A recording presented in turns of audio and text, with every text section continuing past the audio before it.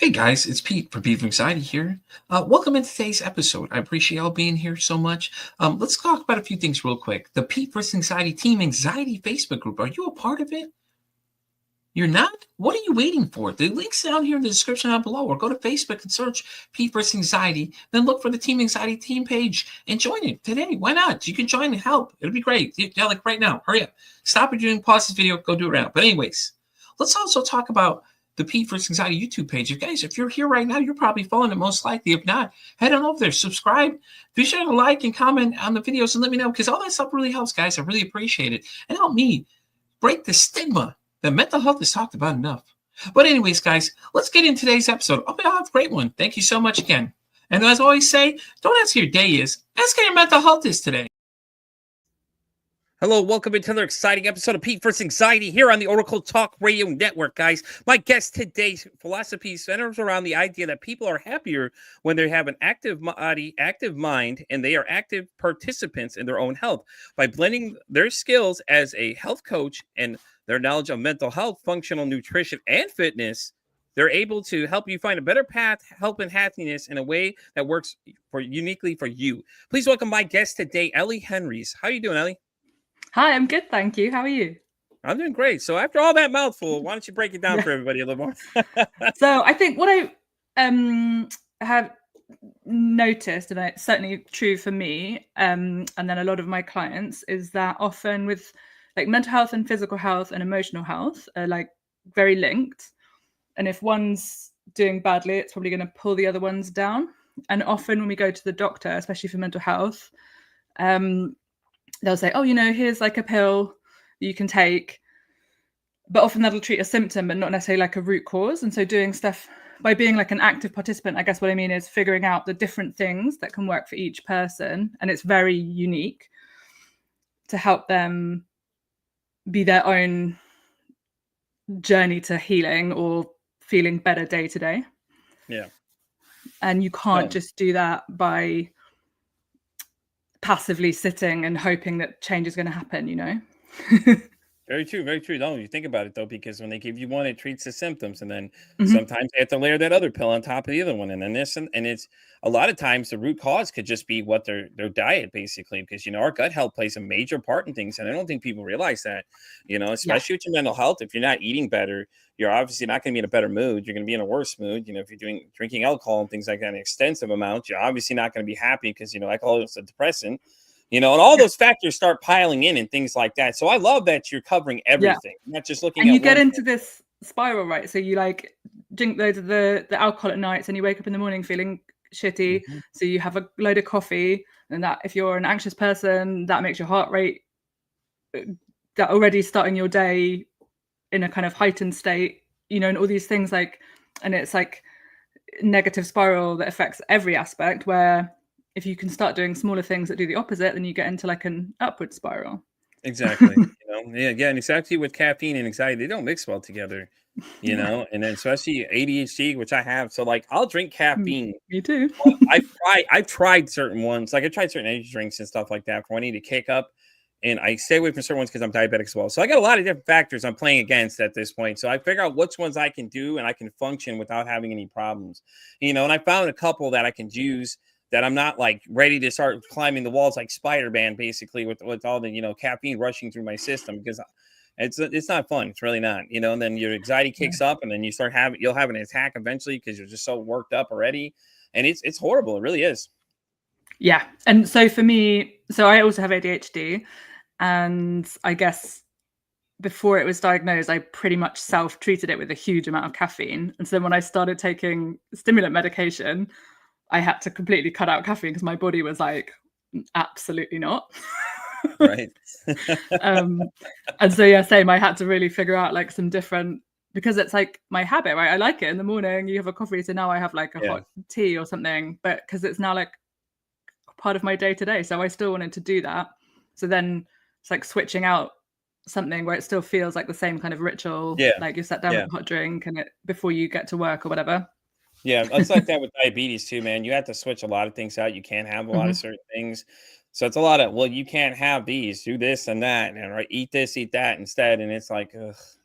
It's a constant Yeah. battle though, because you have to battle your blood sugar a lot of times. And the simplest thing though, my doctor ever said to me was like, take a bottle of water, walk around the block, come back, check it, and watch how fast it drops. And it's Mhm. like, okay, cool. So now it's like these medications help regulate it, but I'm not on a whole bunch of them like some people are, which I'm grateful for, honestly, because Mhm. I could just imagine the kaleidoscope of side effects these guys are dealing with. Not to mention Yeah. there's some of them where they say, oh, well, may cause suicidal thoughts or, anxiety or this and that. It's like, whoa, okay, hold on. I'm trying to fix this problem, but then you're reinventing more problems for me on top of it. Yeah. So my thing is, like, I think at the beginning it can be really great. Like, if you've got into a state of real crisis, like a first point of principle is like, it's great to have the medication because it can help get you to like an even plane or help re-regulate things. But it's the same with, like, say, supplements. When we're saying about gut Yeah. health, if your Hmm. gut health's got really bad, really helpful to like help balance it out with certain supplements or figure out what's missing and add to it. But the long-term aim or the medium-term aim in an ideal world is to try and get to the point where you're getting all of that stuff from your diet and your lifestyle, so that you don't get back to that, and also you don't need to keep taking an $80 a month supplement. But at the beginning you might need that to help you, Yeah. because Kickstart it. Yeah. stuff's got out of control to the point that you need that beginning point. So, Ellie, let me ask you about your mental health background. So, what exactly is it you do in the mental health field? Are you like a psychiatrist, or So is it just something you kind of dabble in, or? well, so I've always I'm one of those people, I've always worked like tangentially in it. So I'm not I basically I'll tell you about what my kind of work. So initially I used to work in like homelessness, where there's a lot of mental health and the Hmm. issues. So I was working Definitely. day to day alongside people's therapists, alongside people's clinical, helping them manage the things they needed to do day to day. So, if they'd agreed with their therapist that they were going to try and, exercise every day, then I'd be the Hmm. one helping them actually action doing that. Yeah. Right. And then this was when I used to live in the UK.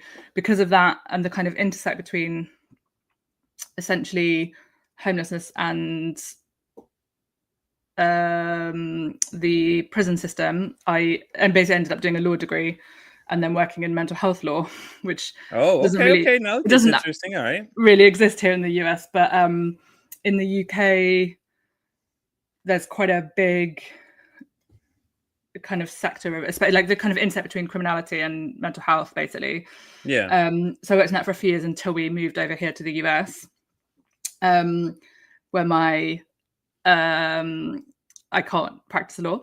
So I kind of had to pivot. And then actually what happened, my kind of personal journey, is that I guess we moved here in 2019, at the end of 2019, and then everything kind of stopped. And I didn't have a job and I didn't have a visa to let me work because I came with my husband and I was waiting for a work permit, Yeah. and then stuff didn't come. Anyway, and he was working really long hours and I was not working. And it made me have to address my own mental health, which I guess some of which kind of got massively aggravated. I think probably a lot of people with anxiety found that beginning bit of COVID quite anxiety inducing, because Yeah. you could God. Yeah. easily read loads of stuff to like fuel your anxiety. Right. Oh yeah. You'd Trust me, easily I was find it. paranoid as hell, man, because it was like I was working with the public directly, and it's Hmm. like they kept putting up these little windows, and I'm like, yeah, I don't know if that's gonna help us. There, piece of plexiglass. I don't think it's gonna keep me alive at this point, because that was always a Yeah. big fear, is that they're like, oh well, if you don't get this, you don't get the vaccination, you could die from this. If you get it, it's your numbers, your days are numbered, especially being having a weaker immune system than other people though. And it's rough though, because like you went into Yeah. a panic at all states, because you're like, oh man, if people start coughing, you're like, oh shit, you're there looking over the room like, oh god, no, and you're freaking out looking around. And it was horrible for me, man, because I Yeah. worried because all these people coughing and doing all these other things. And like we dealt with a lot of places where we took money and things like that too from people, and it's like, oh, money's so dirty Yeah. already as it is. Then you have that on top of it. And then you have people where Yeah. I'm living in Texas, a lot of people didn't want to wear masks. So they were refusing to wear masks. And they're like, well, why are you wearing a mask? I'm like, oh, for my own health. That's all. Yeah. And I'm it's in like, Florida, so it was similar. right. And it was just like, and I caught it before. I ended up catching it eventually, but it wasn't as bad as it could have been. But I did do the vaccinations and things like that, because I'm like, I'm diabetic and everything else. I was concerned. Yeah. Like, what if I catch this? What's going to happen next? And I was in a constant state of panic, man. And it was horrible because like you live in fear constantly. Yeah. And I think, and that was interesting for me, where I think I'd always thought of myself, I don't know, like I knew I was a bit anxious, but I think like that kind of thing, like really turbocharged it to the point that I was like, oh, I actually need to get a handle on this. Yeah. And I'd had quite a like rough childhood, so I kind of knew there was some of those issues. Anyway, I went to this therapist, and it was interesting because I wanted to do EMDR because I'd read about it, and it had really worked for a friend of mine because I'm like an overthinker and an over talker. And the thing that appealed to me about it was that you don't talk about it. So you're not like, they ask you questions and you kind of go there in your mind, but you're not. So it stops you from being able to consciously like force the narrative how you want it. Like it got me out of my head basically and into my feelings. And then halfway through that, she said to me, oh, sometimes like trauma and anxiety like really mask ADHD because they present quite similarly. But the more I work with you, the more convinced I am that you definitely do have ADHD. And she gave me this checklist about women where it doesn't get diagnosed. And it was like reading, I always say it was like reading like someone giving like a really unkind but incredibly accurate sort of character assassination of me. And I was like, oh my goodness, it's like all my worst traits. It's like oh no, I'd have to check all these things off. Like, oh God, every single one. Yeah. But for me, then that was like super life changing because it helped me have a framework for things. Because I guess before I was often working against myself because I didn't know. I was fighting against some things that can't be changed. Yeah. And now I know, oh, that's like an ADHD thing. So this has to be worked with in a different way. You can't just be like, no, you've got to do this because my brain's not going to let me do that. So if I want this outcome, I've got to think of a different way. And so I kind of brought that into the work that I do. And I basically work with people, mostly women, but with like lifestyle diseases or mental health issues who want to change and need the like real hand holding basically because that's what I needed. And I, again, about this like being an active participant thing, like once you find the right things, you know, if you Google I want to like lose weight, you can find all these different diets or meal plans, but they're not necessarily going to work for you, right? Because the example I always use because it's so common, you know, you get a meal plan and it'll be like 80% fish, but loads of people don't like fish. So then that diet's not going to work for you, not because the diet doesn't work, but because you don't like, you know, so it's much more helpful to be like, okay, what do you like cooking? Yeah. So let's figure out a way to switch out one ingredient from that to make it a bit better or add one thing to it. Or whatever. Yeah, it makes sense. Yeah, they'll cater to something they like. Yeah, I think people follow those meal plans a little too close. It's like, you know, these are just ideas of what people are doing. Like, it really comes down to the macros for a lot of people. And if you really just look at it, how you break it up from there, like whatever things you like, you can have a lot of stuff you didn't realize you can have. And I think that's the mindset that people have the problem with is that a lot of times they start getting panicked about, oh, well, I can't eat this because, you know, my plan doesn't say this, but you technically can. You're just not looking at it from the right aspects, you know, and then you start freaking out and things like that, too. So, yeah. And like the thing that someone said to me once that really stuck with me, she's like, every diet works for the right person, right? And every kind of exercise works for the right person. It's finding the thing that you actually enjoy doing so that you're going to do it every day. Like it doesn't. And you want to be able to get to the point, you know, like I have a young kid, so I go to kids' birthday parties all the time. I want to be able to have a bit of a cake when it's like a nice, you know, I don't want to be in this world where I'm having to like worry about everything all the time because everything should be about balance and enjoyment. I want to enjoy my life.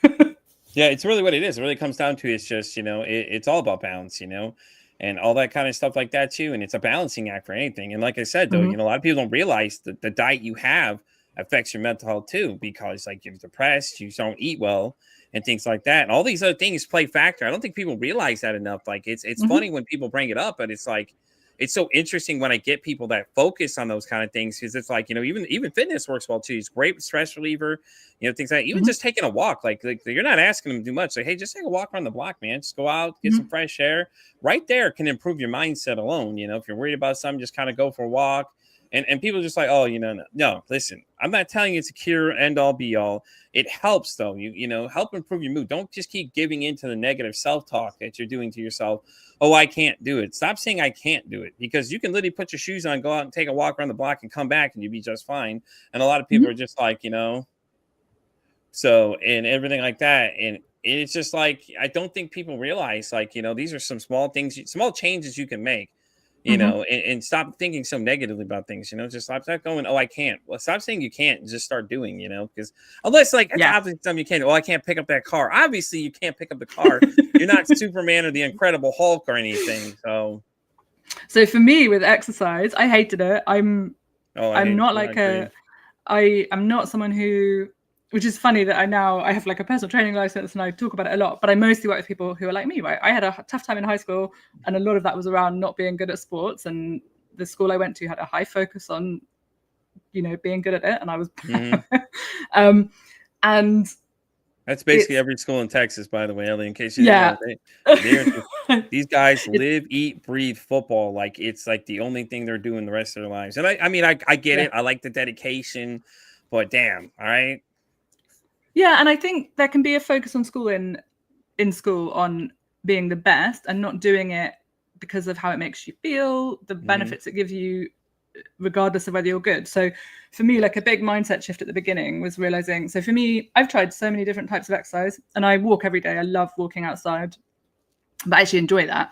I do not enjoy running, but it is literally the only thing that stops my anxiety and makes my brain come down a couple of notches. So I now just think of it as medicine. I just have to do a run 3 times a week. It's a medical need. It's not like for fit. Like, now I actually do enjoy it more because I properly recognize the effect it has on me. But at the beginning, changing it from being exercise to being like, this is like the equivalent of taking a pill every day, or like it's like it has to be like a prescription, and then I could do it. And on the days when I don't want to, understanding that those are the days where it's even more important has really helped me, because afterwards the benefits are so tangible. Makes sense though. I mean, think about it. You go outside, you feel a lot better, you feel great, you feel more energized and things like that. It's real great too when you're depressed and things like to get out there and just kind of get moving, get the blood flowing a little bit and stuff like that, and I know it comes hard when it comes to a lot of those kind of things, because I deal with depression myself, and there's some weeks I'm just like, I don't even want to get out of bed. The only time I get out of bed is to record the show, and no one ever really knows. And I don't really tell people, because maybe you've had this same experience. Like, you talk to certain people and certain people are just like, they talk to you and it's like in your head, you're having a self-dialogue of like, that's great. I appreciate you trying to help me, but you have absolutely no fucking clue what I'm talking about, do you? You know what I mean? It's like, you have no clue what I'm dealing with. Like, I appreciate you saying something. I see you're trying here. Hey, pat on the back kind of thing. And then like, obviously this is not what you're telling people directly, because you don't want them to feel as if you're insulting them. But it's like, some people just don't get it. Like, people don't understand like how a lot of this stuff works, like they tell you, oh, don't freak out when you're having an anxiety attack. Well, thanks, Chief. That ain't how this works, unfortunately. Once I start panicking, I'm panicking. That's it. I'm in full blown panic mode, man. Like, just let me go, because at this point you ain't helping me. You know, or other people you tell, they start freaking out, and then it's like, oh fuck, here we go. Then it's like, because I don't like telling people. People tell a lot of times if something's wrong. I'm fine. I'm like, yeah, I'm good. I won't tell people if I'm freaking out in my head mentally, because a lot of times I feel like when I do, they start asking too many questions. And it's like, listen, I've already got enough questions going in through here. My brain is moving faster than Sonic the Hedgehog or the Flash, okay? I don't need you to add more shit to the pile of what's going on here, okay? It's got the blender effect. It's like, the blender turns on and you just keep spinning kind of thing, Yeah, and it's tricky, I think, as well, because I think a lot of people don't understand, especially anxiety and depression, actually, because with anxiety, sometimes when you say it out loud, it can sound so irrational, right? Because you've got yourself into like a little doom spiral. Yep. And so then when you try and explain it to someone, they're like, but I don't get why you've got yourself so worked up about it. Exactly. See, that's exactly what I'm talking about too, or it's those people that say, oh, hey, reach out. There's an actual funny story that goes with that comment.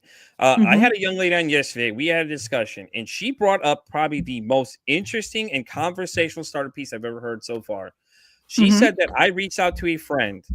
The so-called air quotation friend basically shit on her and told her basically her problems didn't matter, that they had bigger problems, even though they told them to reach out. And she's like, well, I didn't, I felt like now I feel like, why should I reach out to you anymore? And she goes into this great length of this detail about it. And it starts the conversation of, it's like, when people commit suicide and people say those exact words of, oh, well, hey, they should have reached out. Now that just kind of irritates me, because it's like, well, okay, hold on. Let's look at this from another aspect. Did you at some point ignore this person when they told you, hey, I need help? Or they reach out to you saying some outrageous things to you to try and let you know they need help, basically cries for help, and you're missing them. But then you're like, oh, well, they should have reached out. But the whole time it's right there in front of you that you're that blind that you didn't see it. You know what I'm saying? Like, it starts that conversation real loud, real quick of like really? Like, are you sure that that's what happened? Or did they reach out to you one time and you were just too busy to take the call? And they told you, hey, I need to talk to you. And you just blew them off and you didn't think anything of it, not realizing that that's a problem, and and not to say someone did it on purpose, you know what I mean? But this person made her feel so bad. She's like, I just want to curl up in a ball, basically. And it was so powerful, the message. I'm like, I literally told her, I'm like, I clipped it and I posted it everywhere I could for everybody. And I asked that same question. It's like, it starts to ask that question though. Have you ever done this to somebody, or someone has ever done that to you?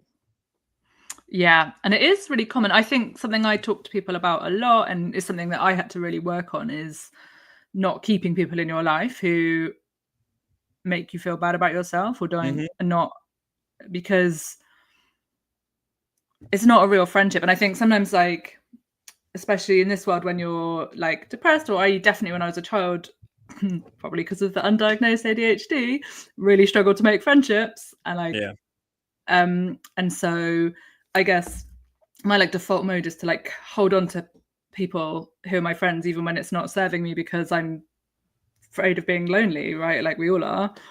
But it's much better to have one or two really close friends who you can rely on, and who, when you reach out to them, at the very worst, they're going to say, I've actually also got a lot on at the moment, I don't have the space for this, rather than actively shit on you, right? Exactly. Then I'd much rather have one or two people like that than 20 people who, when I reach out, are just going to be like, yeah, no. And a lot of times people will tell you that's to have a good support system like that, for people you can reach out and things like that. And she basically said that this person had said that, hey, reach out.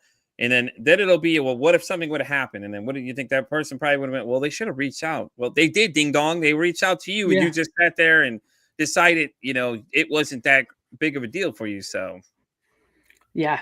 And that's the thing, it's understanding, isn't it, that what wouldn't be a big deal to you might still be a big deal to someone else, because everyone's different, right? It's really interesting. I've got a toddler, and she has big tantrums all the time. And a lot of my girlfriends or women I meet with similar age kids find the tantrums really difficult. And I find them really, I like them because it's like a puzzle to figure out what the problem is. But also, I don't know if this is because of the ADHD, but I'm like, oh, I wish if I didn't like something, I wish it was acceptable for me to just lie on the floor and cry about it. I have so much sympathy for this child. I really wish too. So I don't like somebody, just yell at them random things. Yeah, exactly. I don't like this. Right? Get it away from me. So I can deal with it much better than some of my friends, right? But that doesn't mean it's not hard for them, because and there are other stages, the newborn stage, a lot of them loved all those snuggles. I found it so difficult because I was a lot of the time stuck sitting down still for hours at a time, and they made me want to crawl up the walls. And so everyone finds different things easy or hard, and it doesn't. Yeah, especially when you bring kids into the conversation too, because kids as early as 4 basically are watching everything you're doing. They may not be able to communicate with you, but they're watching everything you're doing. They're mirroring everything you do too, because then later on, it's like their conscious mind will tell them, well, hey, this is how this should go. Like say mom and dad fight a lot around, and they're watching that, so then they're going to think, well, that's the way everything should be. Yeah, and I think a lot of people forget that too. Is that when you talk about kids, they always say, oh, they don't know. Oh, they know. Let me tell you, they know about as early as 4 years old. They can tell you exactly what's going on. Oh, yeah. And all that stuff you thought you'd healed in therapy, they come and they find it and they get it going again. Right. And I know you mentioned childhood trauma. Do you care to explain what happened, or is it something you'd rather not talk about? No, I can a bit like, so I guess there's a lot of parents fighting. So there's a lot of that at home, but I had a really tough time at school. And I think so I went to this is like very British, but I went to this like really old-fashioned private school. And when I started going, they'd only just started taking girls. So in my year, there were 120 boys and 4 girls to start with. And I guess a lot of the staff were men and they'd never really dealt with girls. And anyway, so it was like not a great, it was just a kind of weird environment. Yeah. And then I just got bullied like really badly, and the school dealt with it really badly. It was like, it's horrible. Yeah. And they kind of compounded it. So it went from like, and basically what happened was every time I spoke to the adults about it, it got worse. So I stopped telling anyone about it. And because I guess my learning was every time I tell them, it like massively gets worse. And so I guess I came away from school with like a lot of trauma, but a lot of like, one of the things that used to happen was every time I sat down, like everyone would try and not sit near me, and they would like physically fight to not be the person who had to sit, not even next to me, like, you know, a couple over, but just no, anyway. And like, and people would sit behind me and like whisper stuff in my ears. So I just had like, I'm going to say basement level self-esteem when I became an adult. And so it probably took me all of my 20s to like unpick that, because a lot of it you don't realize you've like pushed it right down, especially because the lesson you've learned is do not talk about this. Yeah, isn't that the scary part? Like they tell you to say something, but when you do, a lot of times they tell you to be quiet about it. It's yeah, like you're basically telling me the direct opposite of what I just told you, what you just told me to do. Yeah, and so one of the things that used to happen was, and I get it, like I think I was a difficult kid, but I think like we should be trying to teach our kids to be kind to the slightly weird kids at school. Like I get that that's hard. Thank you so I definitely much. was a weird kid, and listen, I was a little odd too. I got picked on too. And you know, and like people don't, you know, back then it was normal, because if you think about it, what's it, that movie Dazed and Confused, you know, they had the kids getting paddled in school and stuff like that too. And it's like they normalized that kind of stuff. It was all normal to them. Well, it was okay. So, but you know, speaking of childhood trauma, really fast, guys, just to give you a rundown: depression, anxiety, PTSD, bipolar disorder, substance abuse disorders, and schizophrenia. Why am I listing all those? Because those are related to some common mental health disorders that come with childhood traumas. Just to give you all an idea, some of the things that spawn out from that wonderful thing, you know, that happens to a lot of us. And, you know, it could be different things. Like mine is my mom abandoned me when I was 10, you know, and I went through a lot of issues. I had, you know, rage issues and things like that. There's things I haven't even told people that with people go, well, damn, wow. You know, that I'm not proud of that happened. Like, I mean, I can't do anything about it now, but I can at least admit to that it happened. But, you know, I'm very limited what I tell people, because like, I'm not sure how they're going to react to when it is. So, and that's the hardest part about it all, and everything like that too. Is just, you know, when it comes to that kind of stuff, it's like, you don't know what they're going to say next, you know? And it's like, you know, just like that one person's comment, Mari, actually was the girl's name yesterday, was one of the man comments, just like she said, you start telling somebody that, you don't know how they're going to react. They could start looking at you like you're the weirdo or you're the enemy, when, you know, these are the things you've dealt with when you're going through these things, you know, and it all stemmed from that one thing. And you don't think of that, because it's like, oh, okay, you're just like, oh, in the 90s, it was normal for us to get our asses whipped when we were kids, you know. Now that you can't do that, you got to gentle parent everybody.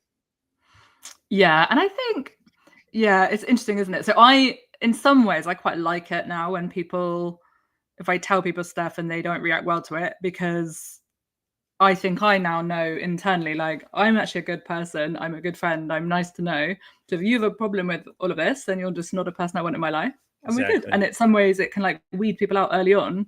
You know, you haven't invested like years and years in a friendship only to find out when you're a bit vulnerable that they don't like you. Now I'm like, great, we get some of this stuff, even if it's just a little bit, it's out early. And then I can figure out from how you react.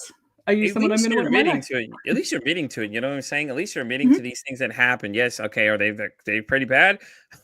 Yeah, they're pretty bad. But at this point, I can't change something that I already did. But it was a direct issue was from that main cause. Like it funnels all back into that whole thing, because I had really bad rage issues as a kid. I had rage issues through high school and things like that when I got picked on as a kid a lot. And I ended up freaking out one time, and then they were telling people something else that I'm not going to reveal here, but eventually I will tell somebody what it was, but it was pretty bad. Let's just say that. It was resolved with a lot of the school shooting stuff, something to do with all that kind of stuff. Just give you little hints. But you know what I'm saying? Like, it was just like all these things, and it's like these people just start saying things, and they all start spreading around, and it's just like, it's horrible because all these people are talking about you. Not only that you're dealing with all your other issues, you're dealing with the fact you feel like people are talking about you, and they really are talking about you because that's what's going on at that point. And then they start picking on you, and then we all think it's harmless bullying when it's really not. Because then when somebody ends up taking their life, then what now? And then it's like, oh well, I didn't do nothing. But really, you didn't say these kind of things. And especially with the internet now, you have such more reach to people too. I know, and that's what so by the time I left that school, I was 13, and I was like incredibly suicidal. I used to have like people literally would have kids sit behind me and like whisper, "I wish you were dead" in my ear all day, like exactly awful. What I'm talking and about. So but I can't imagine now if that was happening at school. At least in the evening, I could get away from it, right? Yeah. And like now, you go home and it's still coming in into your phone and your email and your computer, and that is. Yeah, because I at least got a break at the end of each day to I guess reset a bit. Remember, they couldn't get us. They couldn't get us other than AOL or a phone call or be in person. Sorry, 3 things. They had to have one of those 3 things they had to get to you. Now you've got everything. I did not have AOL at home. Okay, so then listen, then you were safe from that one then, because. But you know what I'm saying? Like, it was so limited amounts of ways for people to say something to you, and you could get away from it all. Now it's like it's a constant attack. Whether it be Snapchat or it's Messenger or text Messenger, all texting was so much easier now. Before we used to press that button so many damn times, half of them gave up halfway through the conversation. Like, just type a text, you just kept pressing the button to get the letter you wanted to appear. Yeah. Yeah. And I mean, it's so difficult because that's the thing. Like, I know how difficult I found all of that, and I had breaks from it. And these days I don't even know how and I guess it's the same with like when people get piled on online, even like as adults, and how quickly and easily you can accidentally like set that off somehow by annoying the wrong person. And or that like mob mentality where they all just start jumping in on the comments because they think it's funny when person makes the comment and it's really not. And I don't know how you escape from that, because it's so hard to turn it off, right? And also like, even if you wanted to, in some ways, like all of our lives are like in our phones, so it's quite hard to then be like, oh, I'll just turn off the notifications for like whatever it is where I've annoyed people, because it's like right there. Yeah, no, I get that completely. And it leads me to my next point is I had a video. I didn't have a chance to load it up yet, but it was this young man. I don't remember what the app is. It's this weird video app thing. It's called Omegle or something like that. Okay. So what they do is they randomly match up with people. So he matches up with this guy who's a big creator online, and the kid tells him the first 5 seconds, he goes, "Hey, are you going to be mean to me? Because the last person just told me to go kill myself," basically. And this young boy has to be like 13, 14, right in that range. And it's just fucked up. It's just like, what? Like the guy was really cool though. He was like, "Hey man, you seem like a real cool dude," and everything else. And he's talking to him, but it's like, really? You're going to tell a kid you don't know just to go hell off himself? Because what if he went and did that then? Now you have to deal with that on your conscience that you went and said that to you. Is that going to bring you great pleasure? You think it's great, and all that kind of stuff like that too. So, I got somebody here, by the way, in the commenting on my snap over here said Snapchat is horrible for kids these days. 100% correct.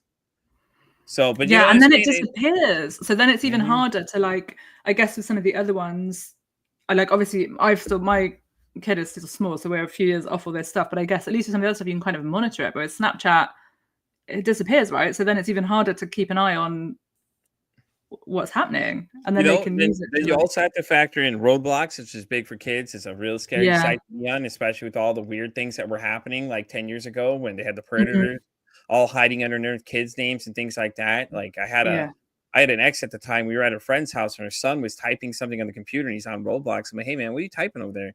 And luckily I caught what he was doing. He was typing his own, telling this person where he lives and the address. I'm like, "Hey, you may have a visitor soon." Why? Because he's over here giving your address out to people. I'm not his parent. I'm just like, I'm concerned because I'm seeing what he's doing there. I'm noticing what he's doing. Everybody's talking, not paying attention to him. And I'm like watching him. I'm like, yeah, something doesn't seem right what he's doing over there. He's talking some awful life sentences on a game for kids. Oh, yeah. It's so difficult. And it's so difficult because then it comes back to like, if you're not letting your kids do this to a certain extent, then you're making them the weird kid because all the other kids are doing it. And so it's trying to find the balance of teaching them how to do this stuff safely, but without, and there's no easy answers to any of this. It really isn't. It really isn't, especially with video games too. You add that on top of that. Some of these lobbies in the 90s, I can tell you, I contributed to some crazy things that got said. I'm not proud of them at all. I probably never will repeat them to anybody at all either, but they were bad. Like, we said some wild stuff in there, but that's a lot of times you'll hear that reference like, oh, this is just like a Call of Duty lobby. It was a slugfest in there, just things getting slung at each other.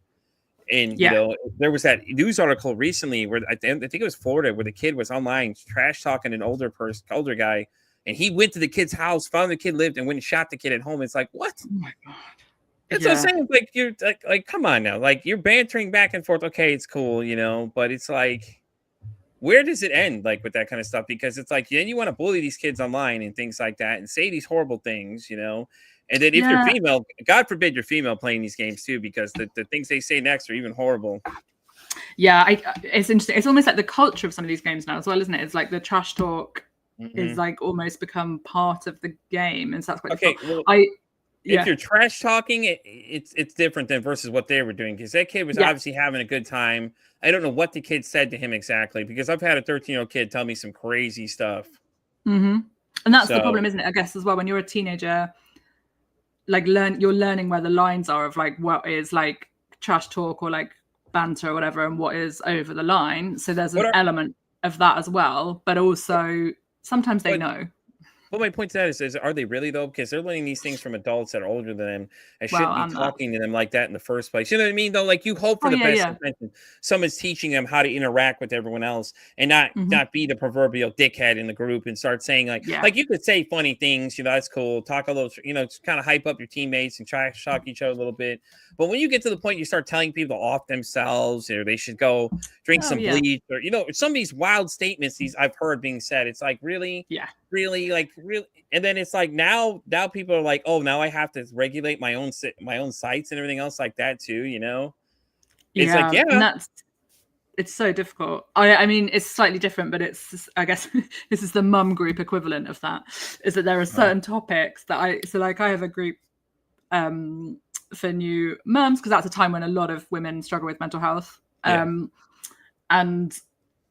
I have to have topics that are just banned, because they just immediately become like super toxic, and they are like how your baby is fed, how your baby sleeps, and how you're going to medically treat your child in the first year of their life, including vaccines.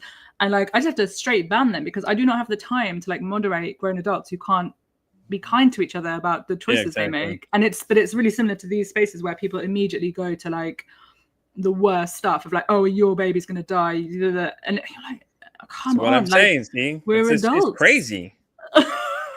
And it's like, what example are we setting for these kids? They're watching us act like this, or they're hearing us act like this. And there's some kids that are really young that got in these games. Like, I had a situation where my wife was online playing with somebody, and she ran into this young gentleman, and he was on there, and he was playing, and these guys started bullying him. And I was like, okay, you like to bully people? Let me go show you what it's like to get bullied. So I messaged this guy and said, hey, I heard you like to pick on little kids. And he's like, what do you mean? He's like, I'm like, don't act dumb, dude. Let's cut the crap here. And I just basically just went off on this dude, was trash talking him. I was like, oh, you don't like it? Then don't do it to little kids. And then, and it's like, the one time that something I was good at doing was trash talking with people. It came in handy. But it's like, the point was, it's like, it's ridiculous, because we had a similar situation the other day too. This guy was on there, my wife and her friend, and she said something, and he was just being a total douche about things for no reason. And I was like, oh, hell no, bro. Like, I went and defend her, and then I get banned. It's like my chat gets banned temporarily because I'm like, dude, I'll take the ban all day, man. Let me be honest with you. I stood up for her. I was like, you're not going to talk to people like that. There's no need for that, bro.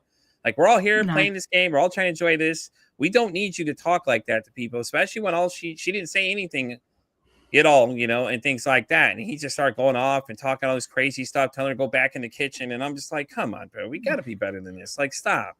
Like, can we cut the crap? Let's put that shit to rest already. Let's stop telling women to go back to the kitchen, bro.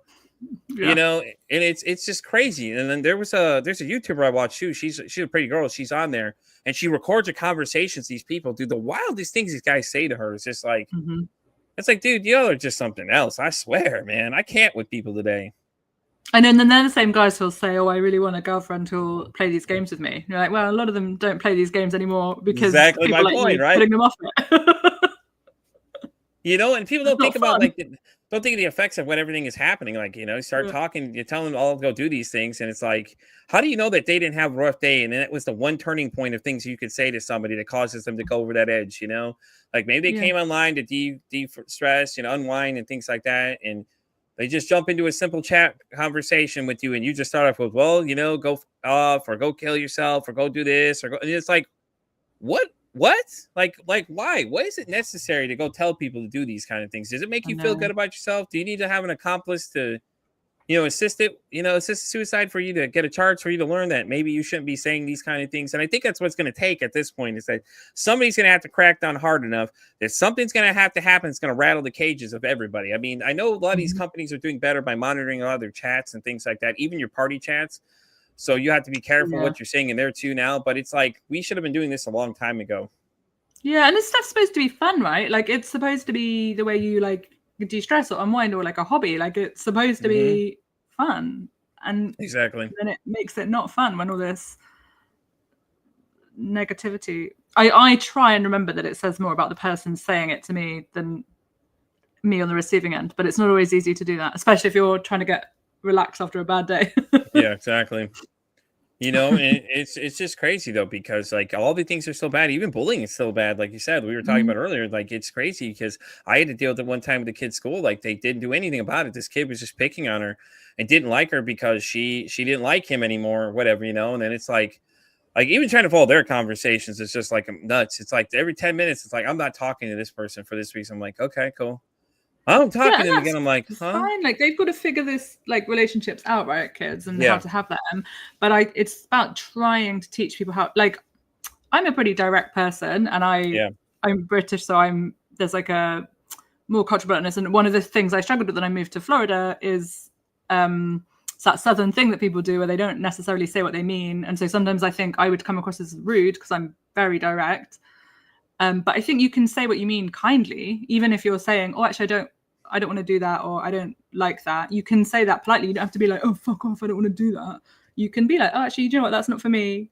It's great that you enjoy it.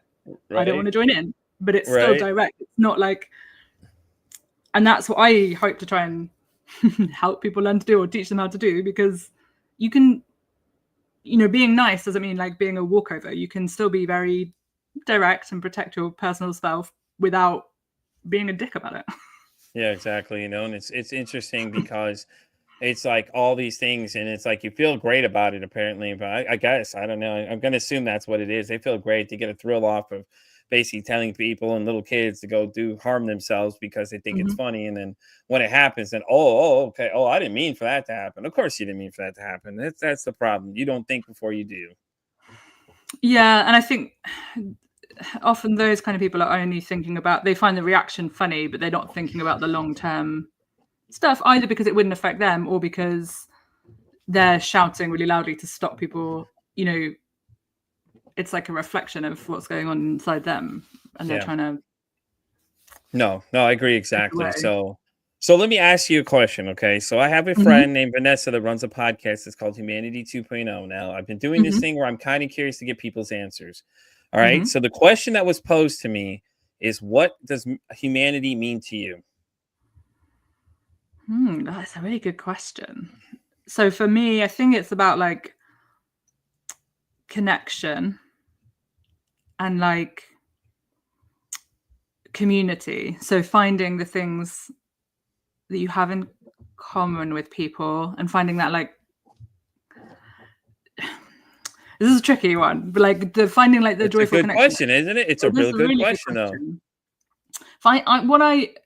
So the people who I meet that you kind of immediately connect with and like is often because you don't necessarily have like things in common like hobbies, but maybe you've got like core values and that kind of connection. But when you go somewhere, you meet someone new and you like get on with them really well and you come away feeling like really energized, because and I think that like human connection that you can have with other people is like, it's quite unique to humans, and it's very like life affirming, and you have the people that you've chosen to be your, you know, partner, your closest friends or whatever. But then when you keep like connecting that out and out, and that's why I love podcasting in particular as like a medium, because you get to meet people from all over the world who you'd never meet in your day to day and have these amazing conversations and connection. And it's quite nice actually. Now, since we've just been talking about the real shitty side of the internet, and this is like the good side of it, right? Where we are using it to make these connections and find new things or ways to talk about this stuff and learn stuff to make things better, and trying to make a kind of net positive instead of a net negative. Exactly. You know, because the statistics are just insane if we went into them. I mean, we can touch on them very deeply, brush on them very slightly. So when you look at it versus women, men are more likely to commit and succeed versus women that are most likely to tell you about it and not succeed. Not to say that either side of the conversation, as I always say when I bring this up, is that neither side is this valued more than the other one. It's just insane. And then another fact that got brought up to me a few weeks ago with one of my guests, Nicole Richardson. She's actually a therapist here in Texas. She told me that young boys' suicide rates are going up dramatically, which is just insane, because I think that, you know, the conversation of mental health in general and the younger kids needs to happen more now versus later. And as a mom, do you agree with that kind of statement? Because I know you have a little one. Yeah. Yeah. And it's so difficult because a lot of our culture like teaches men that it's not manly to be vulnerable. It's not manly to speak about this stuff. But I would say it's like the opposite. It's terrifying. It's so brave to talk about these things openly, right? Because of the things you were saying earlier, like you don't know how people are going to react or if they're going to.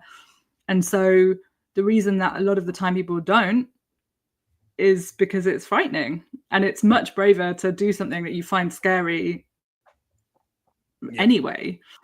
But I guess I don't know how we start that. And I think I was reading a study actually about that statistic with men and women, and what they think is partly because when women talk about it, they have like a social network of other women who are more socialized to talk about these things. And so then they're much more likely to seek the support, get the support, and start working on healing, where for men, often they don't even know how to do that first bit because they can't imagine saying it to their other guy friends, and they don't want to go and see a therapist because they've been told that that's for like pussies or whatever. And so I love it. Okay, right? so then they're just I have an answer to your question, kind of. Okay, so I can tell you this much: what I learned from one of my guests before, Betsy Holberg, and I had an hour-long conversation about negative self-talk. All right. In the conversation, Betsy and I had talked about how men and women act differently. Men have a tower system. You know, we have that whole alpha male, you got to be top dog type thing. Women have more of, like you just described, had that more kind of like group up, kind of like, you know, want to fit in with everybody kind of thing. So it was an interesting conversation because she asked me what I think about it. And I was like, you know, that's right, though. I mean, you think about it, that's how we were trained. We train men to be the alpha males, and you got to be better than the next one and things like that, you know. And then the ladies are trying to fit in with everybody. If you use like, you know, all these other ones, you see they have a lot of like clique type things that they always in a kind of group sided setting, kind of like we just said, you know, have other people around you and things like that. And it's crazy because it's right. I mean, she's not wrong. You think about it. If you look at the way how men interact versus women interact, and like when it comes to talking about your feelings, guys aren't supposed to have feelings. We're not allowed to do that. We can't talk about these things, you know, because it seems that we're too sensitive or weak or, you know, everything like that. And it's nothing wrong with that. And, you know, that's the idea behind this podcast, though. It's like, I'm trying to break the stigma that mental health is talked about. It's not. Like, let's be honest, it's not. It could be talked about certain areas, yes, but it's not. Honestly, not. We're not having enough conversation about it because the numbers alone will say that. You know, if you look at the statistics, you know, clearly we're not doing enough, or we're not having enough conversation. So maybe we may be having it, but it's not a strong enough conversation that's forcing us to start looking at these issues to find out why these problems are happening. Yeah, and so okay, so one of the, like I said, I work a lot with new mums, but often couples, and then so I have this course that for people to do when they're pregnant to prepare to try and make that beginning bit easier because it's really hard. But one of the things I say in that to the men is like, I guess for a lot of men, their person that they talk to about stuff that's difficult is their partner, because they feel safe there. It's women, not their guy friends. But like in the immediate time after having a baby, she's going to be pretty maxed out. So you've got to find someone else. So what I say to them is like, even if it's normally your guy friends who you just go and watch the football with or the basketball, whatever, in the bar, if one of them's had a baby recently, just reach out to them and be like, oh, this is really tough, right? Because even if doesn't go much deeper than that, they're going to agree, because everyone finds that beginning a bit tough because you're not getting enough sleep apart from anything else. Yeah. And even if it's 1 5-minute conversation, that's the only thing that you talk about, and then everything else you just go back to watching the football and that's all you're talking about, you will get that little bit of connection if you're just brave enough to start that conversation, even if it's just once very small, because that's like a super relatable point in your life that everyone who's got a new kid's going to have, regardless of how often they're getting up. It's funny you say the guy friend you watch sports with. So one of my guests I had recently within the last week, named Blake, he had mentioned that his friends in his fantasy football league had talked about their problems. And he said that the problem was that they all responded with almost the same similar thing. Like 6 of the people were like, they didn't want to say anything because they didn't know how everybody else felt, because they had problems too. And that was so funny to me, because it's like I think it was him that started the conversation. Another guy jumped in, and then he found out that the other 6 guys that didn't want to say anything were like, oh, well, I didn't know how you felt about these things, or I didn't want you not to listen. It was funny because it's just like, that's how we're programmed to think of things, though. Like, we can't talk about these things, and really it shouldn't be like that. Honestly, it really shouldn't. No, and once you start, it's so interesting. So my husband's got this WhatsApp group with some of his guy friends from back home, and we were the last ones in that group to have kids, right? And they're talking about like, did you see this soccer game at the weekend? Oh, the Formula One, they're the big things they watch. And it's normally pretty jokey, but then occasionally if one of them has something hard, they will put it in, and they're quite relatively supportive, I think. Yeah. But when he had the baby, and our baby had colic, so she just screamed and screamed and screamed for hours and hours. Anyway, and he put in the group like, well, why didn't any of you tell me that this was how it's going to be like? And they were like, there's no point. You wouldn't have listened. But now you're in it. We can here's some things that helped us. Now you're going through the trial by fire. Now you're ready for this conversation to be had. Exactly. So, welcome in.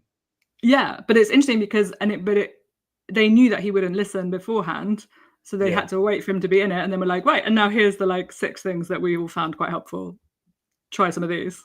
Yeah, isn't it funny how the conversation changes all of a sudden? But it's interesting though, because you've got to be brave enough to start. Yeah, exactly that point. Exactly what it sounded like. Because Blake, like you said, him and his friends were talking about it and everything, and he said that everybody else was scared to start the conversation, but when he started it, everybody else started jumping in on it, and he was so shocked. I think he said most of them were shocked that the other ones had felt the same way, because they were all felt the same way identically. They're all like, yeah, I couldn't talk about it because I wasn't sure how you're going to feel about it, or wasn't sure how you're going to feel about it. And it was so funny because it was just like, really? Like, none of y'all wanted to just sack up and take the conversation, just say something? It's like, come on now, man. It is so funny. It's just funny because that's how we do it.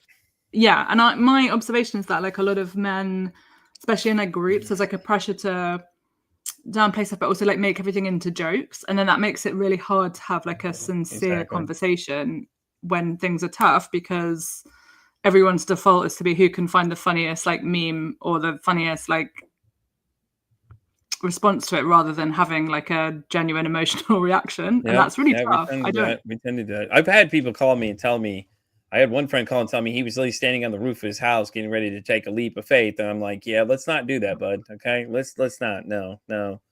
And he was serious too. Like, it was the craziest call I've ever gotten ever in my life. He called me and was like, yeah, man, I'm on here looking over the roof now. I'm like, okay, well, what's wrong, man? Talk to me. And then you just kept him talking the whole time. And it was crazy, because all of a sudden he eventually changed his mind, because I talked him down off it. But it was a heart racing moment, because I'm like, I live here. You're all the way in another state away from me, like far away from me, like 12 hours away. And, you called me to tell me these things, and it's just crazy, man. Like, I get interesting messages all day too about things like that. That's how you know you're doing this right, though, that someone knows that you're the person they can call, and you're not going to shit on them in their vulnerable moment, because they know that you're someone who they can have that conversation with, right? Yeah. And like I said, I at this point, it's nothing new to me. I'm not worried about having the conversation. I tell people to reach all the time. I've had people I don't even know reach out to tell me that they were thinking about it. And I was just like, well, if you're feeling that way, I direct them all to the suicide hotline. I'm like, hey, listen, man, if you're getting to that point and I can't help you, I'll tell you, like, hey, listen, man, I'm not going to leave you. I'll message you back or whatever, but you need to get some real help here because I can't help you. Like, I could listen all day, but that's not what you need. You need somebody to get you something on another level to help you out with what you're handling right now or how to deal with these issues, because I am not an expert by any means. I tell people I'm not an expert. I'm just a guy forcing the conversation to be had that needs to be had, and those uncomfortable conversations come up a lot of times in these things, and in doing this show, God, I don't even know how many episodes I'm at now, like over 100 at least maybe now. And I've only been doing this about almost 7 months now. Actually, no, wait, it'll be a year in September. So we're actually far along than I think I am. But I've had so many interesting conversations between now and then about just the most unique things ever, and it's just crazy to hear the different topics that get brought up in conversation. Yeah. And I think that is the thing, though. The more that we all talk about this stuff and normalize talking about it, the more then, because a lot of the time, I think when people are in that crisis, they feel so alone and like they're the only person who's ever experienced this. So the more there's just things out there that they might catch a little clip of, or to realize that they're not the only person who's experiencing what are actually, look at the stats, quite normal feelings, right? Sadly.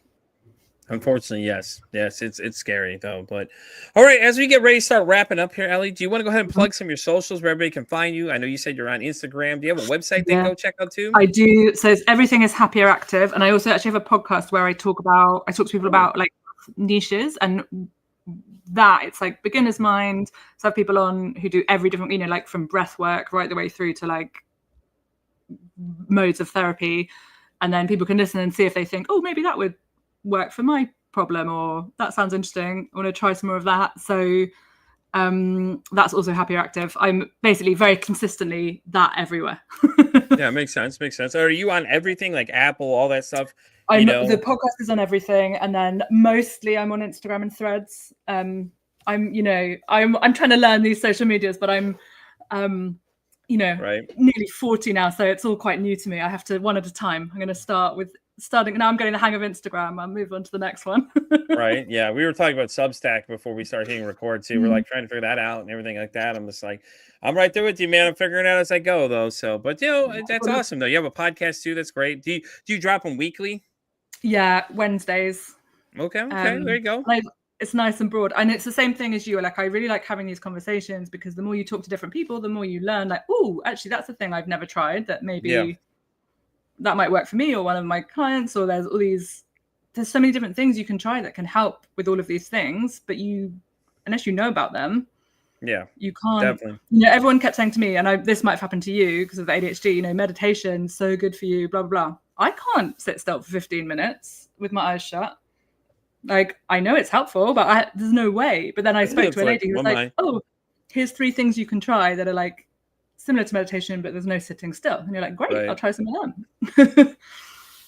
No, that makes sense completely though too. So, I've a lot of things I've talked about is energy. I've been talking about energy healing and things like that. I've had a lot of people that relate with energy the last few times and different stuff like that. So it's been an interesting avenue I've been going down. And, if you watch it from the beginning to now, you'll see it just the huge evolution of things I've gone through and things I've been talking about and things I start learning along the way. And it's all new rabbit holes to get to go down. So, it's so much fun to do though, honestly. Yeah. And then you'll find like in a year's time, you'll be like, oh, I've got this like little breath thing that I do before I start recording that makes me feel calmer. And then I've got this, and it might be, you're not doing like the whole of the energy work that one lady said, but there's just like this one little bit that actually really helped. And there's this little bit from this person, and this person gave you whatever. And then suddenly exactly. you've got your whole own technique. You build your own playbook as you go. Yeah, makes sense. Yeah. Well, guys, I'm going to wrap up this episode of Pete vs. Anxiety. Ellie, thank you so much for coming. It was great. Thank you so much. Guys, go check out her podcast. So, like she said, she's got one there. She's pretty much everywhere you can find, And I'm Pete vs. Anxiety and pretty much everything. I'm down X all the way down to TikTok. I'm Pete vs. Anxiety on Spotify, all the way down to iHeartRadio. Guys, you heard that right. And as always, I say it costs nothing, absolutely nothing to be kind to somebody. One kind act you could do could save someone's life, or hell, you can make their day. I'm Pete vs. Anxiety saying, don't ask how your day is. Say, hey, how's your mental health today?